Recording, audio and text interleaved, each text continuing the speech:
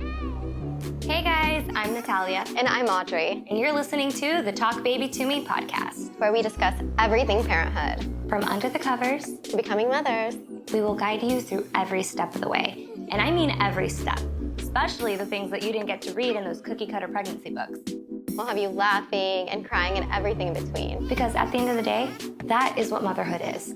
And the best part, we got to do it together. And now we get to do it with you.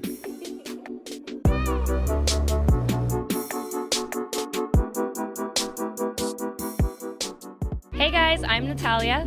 And I'm Audrey. And you're listening to the Talk Baby to Me podcast. Today is a very special episode. We have our first guest ever, Yvette Garcia. She is the trifecta of fitness, fashion, and family. Woohoo! I heard you. Thank you so much for being here. Thank you so much. So important. I'm so excited to be here. Yeah, we wanted to have women that were empowering and all about family, because this is exactly what we discuss on this podcast. All things family too. So tell us about your kids. Yes. Or what you want to reveal about your kids. You know, they're amazing, and we are all obviously biased. We always think our kids are the best, but I got some good eggs. Yeah. They're awesome. So I have a son named Mason. He is 9 years old, and I have a daughter named Camilla, and she is 6 years old. Just finished third in kinder. So and we see them frequently on Instagram. They're just the most vivacious little lights on this planet, and so different yet the same between Mason and I. And it's just amazing to watch these little people just evolve into their own awesome little humans, which is so cool, because that's literally what Nat and I are doing since both of our babies are about a year and a half. So it's really cool to actually talk to somebody with two older because kids. It's almost it's inspiring to me. So I always followed Yvette on Instagram for fashion mostly. And then I started realizing, it was, I think after I had Edrius, that I noticed how hard it was to have a kid. And then I always saw that you had two. And in my head, I'm like, how is she doing this? Because not only does she have the most comfortable, cute fashion senses, but she also manages to juggle two kids, film the content, which is extremely hard, if you guys know. Well, that's why I do not do that. Yeah, and it's so inspiring. So thank you. Definitely. It means a lot to me, Of course. I'm her bestie on Instagram. Yeah. In real life. She doesn't call me her bestie, but I do. That's I'm actually a stalker. No, I'm really excited to be here. I'm so happy that you both invited me to be on the podcast so I can share my story. And there's nothing better than being able to talk about your two little babies. So yeah. And to get stuff off your chest, or whatever stress or whatever things that life brings at you during your journey with mothering. I want to know. Okay, so everyone talks about birthing stories, right? Audrey and I just had the most emotional episode. This is our favorite topic. Apparently. I want to talk about was it different the second time around? Can you give us a little bit of an overview of having one? Or compare. Okay. How about tell us a little bit of overview of your two pregnancies, the difference between them, and then your two births and the difference between them. Okay. Let me just ask all of it. No, you're totally fine.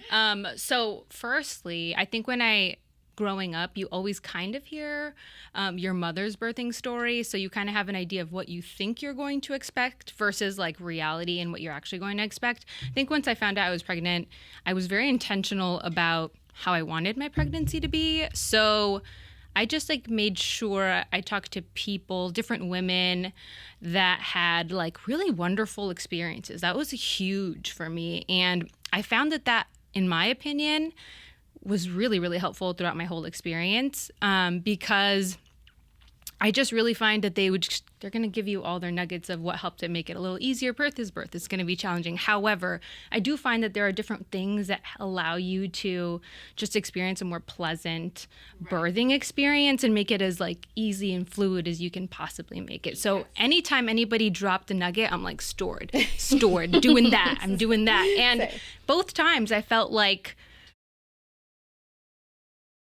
I'm really, really happy with my birthing experiences both times. And obviously the first time it's always so different because you don't no idea what's happening, what you're doing. I was 10 centimeters before I even realized I should probably go to the Oh my doctors, you know, because I can't went wait for you to hear our episodes on our birthing. Oh my gosh. so I went to the doctor earlier that day, and he's like, "You're like 1, so see you next week," you know. And I'm like, "Oh," I was like, "Okay, cool, see you next week." So in the night when I was like already 9, or I don't even know what I was, but we were talking to a friend on the phone, Mason and I, because he's talking to a friend's mother, and she's like, "No, she's got to go to the hospital." I was like, "Are you sure?" Because my doctor said, like, you don't have to come back in, you know? Yeah. Go ahead. No, I was just saying we just had this. We literally just spoke about I'm kind of just using my hand gestures to be like, "Oh my gosh, did you hear this?" Yeah, and I was just like, "Oh, I don't know, like, I feel like this should be like fine," because he would have told me if like, "Oh, you're, you know, right." No. As soon as I came in, they were like, "Girl, you've been doing this at home," you know? And I was like, "I guess," you know? I was like, I knew I felt pain, but I wasn't. Yes, but I feel like, I guess I think I have a high pain tolerance. You but guys, also, we have a superwoman in the building. We just talked about these super women, and here is one live and in person. Well, also, I will like to say, we were talking about this, and that does go to show that sometimes contractions and your dilation like has nothing to like coexist together. You know, they could totally be, because I was not dilated at all, but my contractions were so bad, they were like, "You're staying in the hospital." So, you know, but yes. Yeah, it's just like all the things. And everyone always has like the craziest different experiences. So it's always fun to hear people's different like birthing stories. But yeah, as soon as I arrived, they were like, "Girl, you should have been here a long time ago. This baby is like on his way." And I was like, "Oh, okay, well, I'm here now," you know? So yeah, I mean, as soon as, and then of course, obviously you're getting trudging towards the end. And then it was like, okay, it's go time. And I just tried to remind myself of all the things that all the other mothers were letting me know, which was like stretching and doing all the yoga and all that good stuff for your hips. And they're like, the more flexible and things are like, I know it seems like nothing now, but when you birth, they're gonna come. And I was like, okay, I don't know what that means, but okay, I'm doing it. Are you scaring me? Like, I don't know, but I was like, okay, if it's gonna make it easier, I'm doing it. So I'd be like doing my stretches and whatever I saw like online at the time. And this one did that. Sure enough, he was born in 8 minutes. And wait, how long were you at the okay, the so airport? my labor they told me was, I want to say like 30 hours, I think is what they said, but I didn't process until like I was like nearing the end. Then I was like, okay, now it's really kicking in. So once obviously you get to that point, it's, you know, it's a whole other level. Well, you're exhausted. Yeah. So you're like, get it out. I'm done. I'm too tired. I've did all the and not work. to mention, I was 2 weeks early, so I wasn't thinking. I would have been very mad at you if we were close together, because I was pissed at her. She was 2 weeks early, and I was mad. I was 2 weeks early, and at that point, I think he was already like 7.5. So if had he have gone to term, and my daughter was early as well. So that's another thing, is both my kids had the same due date. Oh, wow. So very eventful anniversaries. And 3 years apart. 3 years apart, exactly. And I was just like praying with my daughter that they would get their own birthday, because I was like, I don't want them to land on the exact same day. I want them to have like their own special day, even if it's the next day. So I literally was like, just please, you know. And sure enough, she got her own day, so she was the next day. So my son is February 28th and my daughter is March 1st. But I mean, wow, wait, you what? So you did well though, because you could have been. Well, at least it wasn't a leap year, right? Or not? And actually, I think Mace was. I feel like it was. I think it was. Yeah. The year that we had it. So Mason, so he almost could have been on the 29. Yeah. Because typically, if it is a year where they have a 29th, they'll just like induce you almost. Not unless you're ready, you know. Right, of course. With like the proper. No, I don't care. They just don't want you on this date, so. Yeah. So I mean, that was a whole like crazy experience in itself. That's really because cool, though. It is, because what is the conception date, like 9 months? Like, oh my God, Audrey! Special day for you guys. It's our anniversary. Oh, I was gonna bring it up in a different way, but you got it out. Yes, it's our anniversary. I gotta keep it real. Okay. Yeah, our anniversary, and then then anniversary babies. Yeah. So we don't try not to travel so much on our anniversary. Yeah, but yes, so they were exactly on the same day, but they actually ended up having their own birthdays, which was really nice. For my son, I think all the things that they say. Your hair is like gorgeous, your skin's beautiful, and like you're thriving, all the things. And my daughter, it's like, yeah, your hair shrivels and everything's Really? good. And I'm like, what in the world? But She's like, I told you. yeah, it's like weird. It is strange, and I ate a lot of food with my son, and like I like a bird with my daughter. Like just vegetables was like the best. What did, like, debunking the myth of where you carry, not debunking, just what it was your experience, because Nat had a boy and she did, you kind of popped out. Oh my God. Her ribs so bad, and Ella was very Low, low. Ella yeah. was literally like coming out. Yeah. No, I'm totally. Like right here, and he like broke my rib cage. Yeah, and I ate everything. Yeah. Like I was like, give me everything. We always make a joke because I was like, give me all the meat. Yeah. And then beets out of nowhere. I just wanted beets. It was melon for me. Melon. So, yeah. Ooh, Which see, he there's a loves, Mine was by the way. carrots. I was so obsessed with baby carrots. There you go. I'm like, my eyesight's gonna Wait, be have so you tried to bad. give Ella carrots? She loves carrots. Oh my God, I have to try to give Adrius beets. Well, I haven't she's done also that yet. teething, so it could totally be just the feeling. But she does. She loves carrots. Yeah, that's so funny. Yeah. But so you did. So that did ring true for you. You carried high with the boy. Yeah. So when I was pregnant with my son, I felt like I could wear my pants, my regular jeans, just with like a little, hook button, whatever, till like the very end. Whereas with my daughter, I was like 4 weeks not showing at all. Yeah, I was like, I felt like I was like, whoa, watch out, Marie. It's like. So you heard it here first, guys. It is true. Having a girl takes all your beauty, and you can't wear pants. Oh my gosh. You guys Yeah, are making it's- it exciting for me to want to have another girl. I'm just kidding. Yeah, I know. No, I'm joking. Jokes.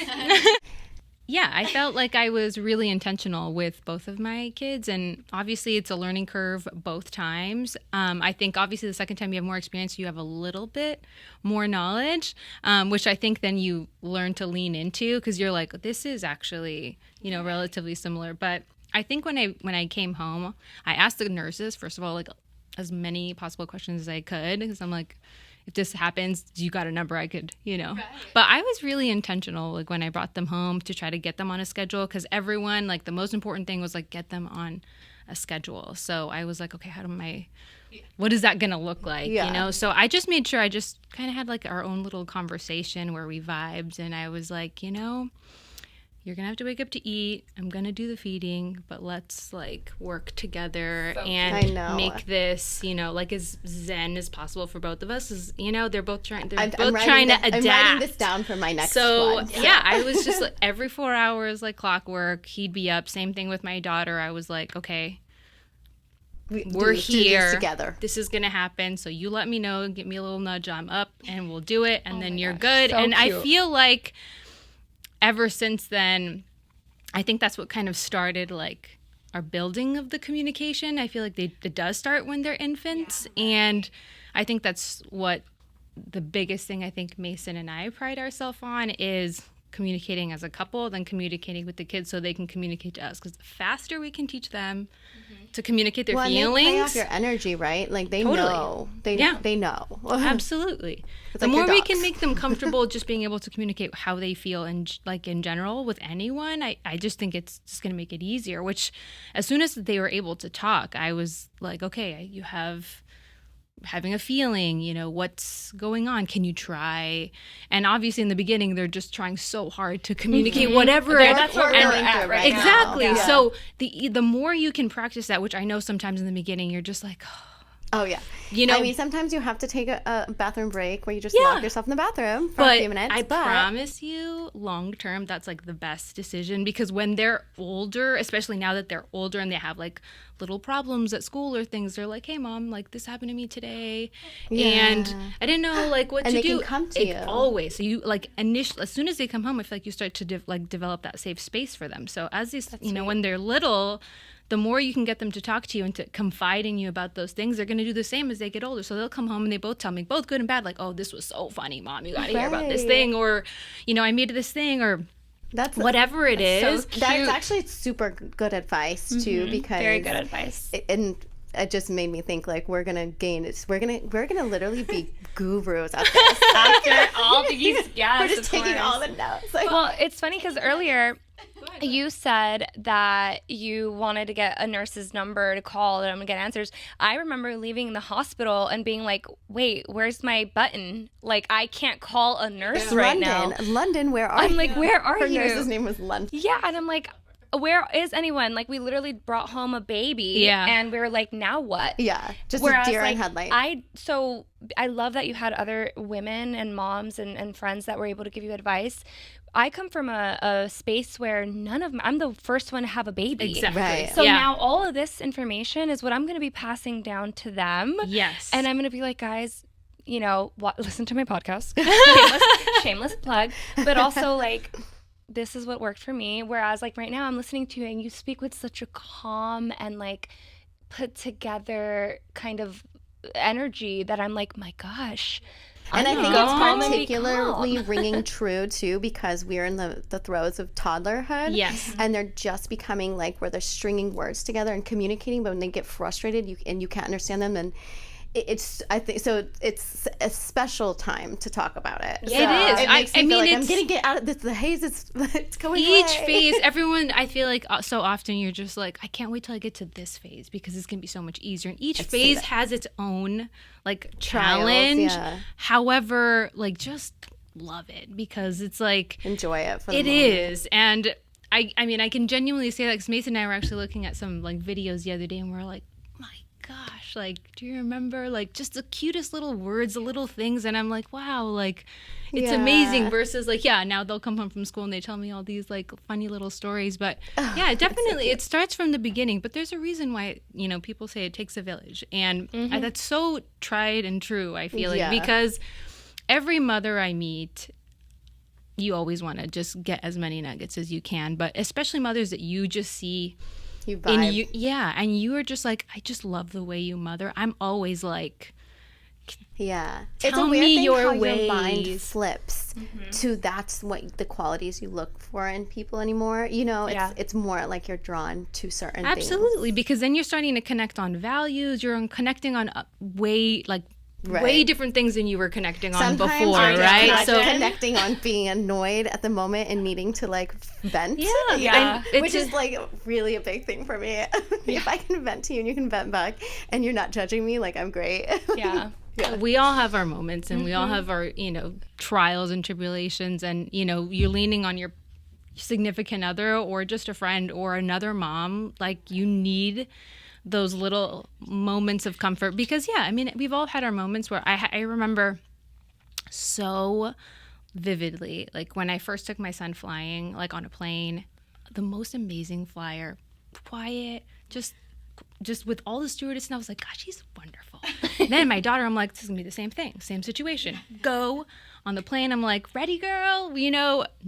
Yeah. Oh, no. And I was like, I just remember being, like, mortified because I couldn't get her to, like, stop crying. And nobody's judging you. Nobody cares. Every Well, and even mother if they on are, the plane. like, bye. No, every mother on the plane or anyone that could help, even the fathers were like, try, and I was like, you know what? I'm going to try it because I want to see what's successful. And then sure enough, there's always that one thing you're like, oh, okay. But, like, again, every baby's different and you're just going to find. Funny Yeah. that you say that, because I remember perspective really quickly. Like, let's remember when we were younger on a flight and we're with our friends cheersing or going to Mexico or God knows what we're doing, right? It's a different perspective. Totally. You're having a good time and then you hear a baby crying. You're like, ugh, a freaking Not me. I baby was like, is give crying. me a baby. I was the person that's like, Oh my hold God. your baby. No, I was not. And I'm ashamed to say that now. I'd be like, oh my No, but God, that's I'm sitting normal. by a baby. Urgh. That's normal. But mostly because I remember I grew up around no babies. So to me it was like so crazy to hear the screaming and the crying. And now if I hear a baby crying on a flight, I'm like, let me give her some of my teethers. Let me help her. What can I do? Does she need anything? Let me get her a drink. Like, I don't know what. I want to help them. And now I'm because also you know how traumatizing it really is to even think of taking them on a flight. And flight, you can equate this to so many situations, restaurants, whatever. Yes. But that it's because you want to you don't want the parents to feel like that. Yeah, you're almost like, let me help comfort you because this is normal. And so and I'm just going to chime in with a little story. We moved to Glen Oaks Canyon, and I was thinking I could walk my 2 dogs and my precious stroller. And I was basically like, my dogs were psychotic. It was their first time, and it was silly of me to even think I could take them out for the first time with the stroller. Adrius was such a little baby. And somehow Georgie got out of his leash, so I like ran to get him, but in that moment my stroller got out of my hold, so now I have my dogs running and the stroller sliding down the hill, and I just leaped for the stroller. Of course, I grabbed the stroller, and a lady was jogging up the hill, and she looked at me and she's like, "You're doing great, it's okay, Mom." And I remember in that moment thinking like how important and how powerful it is to hear another mother tell you that you're doing okay, because at that moment I felt like I was a failure. Like, I have completely hit rock bottom. So that's an important thing to bring up, because like what you said on the flight with the complete opposite, one was like calm and the other one was crazy, and you had people support. That support goes a long way. And I'll never forget grace, that. like you give people grace, like you learn it. You learn it through parenthood so much. Well, we know you learned it. Yeah, and I think so often that's why your friend group starts to evolve and changes. Like, I feel like I'm leaning into more, like, I love talking to older women, and because they have older kids and they give me all this feedback, and they're like, oh, when they're going through this stage, do this, and I'm like, amazing, totally do. That's like, we're gonna be like immediately like a solid friend, unless it's like judgmental, unsolicited advice, because we also deal with that. Let me just say. Oh my gosh, social media can be amazing, but also the worst. Yes, as you both know.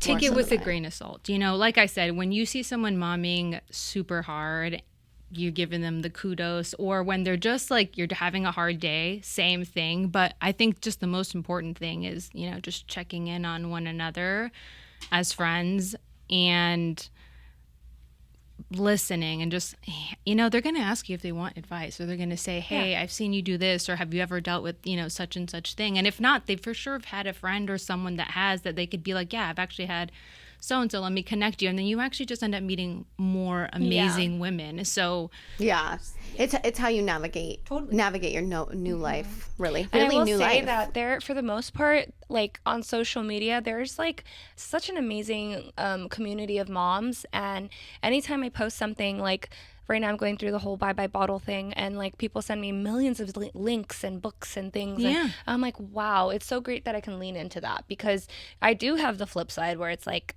why are you giving him milk? And I'm just like, okay, Mom, listen. Why did you ever let your baby have screen time for that 1 minute? And that's like, I needed a shower. And I'm like, I'll punch you. Don't talk to her like that. Yeah, she's the other side of me, where she's like, who is it? Send me links. I'm like, no, Audrey, down dog. Kidding, but like, seriously, don't come from, like, especially, you don't know it. It's the same way you should not ever bully someone. You have no idea what someone is going through. Like, so unsolicited maybe, but mean advice or just like putting you down is never acceptable. Never.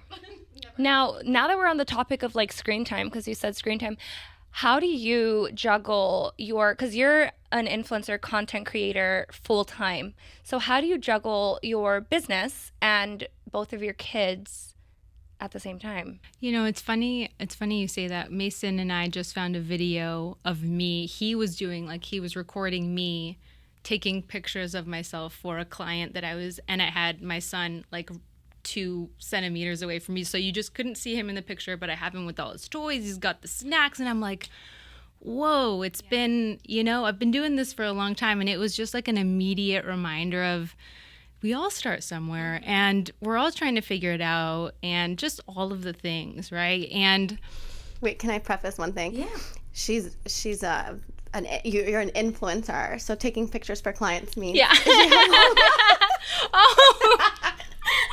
just had to say different brands. Yes, she's influencing all the time, and working with different clients, but just, in general, just allowing them to watch me try new things, learn new skills that I've never done. And they're like, Mom, what are you doing? I'm like, Mommy's trying to learn how to edit. Mommy's trying to learn how to use this new software. I don't know. And I'm like checking with, my husband. I'm like, does this sound Like, is this a good email to send? Could I, tweet? And he's like, okay, here, but it's like he's just watching, and both of them, they're just watching me ask for help, learn some new things. And I feel like that's the biggest thing is like they don't understand when you're in an apartment versus the house. They don't care. They just are just like, mommy is happy doing whatever that she's doing. Right. And I think that that's the biggest thing for both my son and daughter. I just want to show them that no matter what in life, you just have to do whatever brings you joy, and everything else will just kind of like follow through, right? And I love being able to genuinely say, and honestly, it was because of them that I even decided to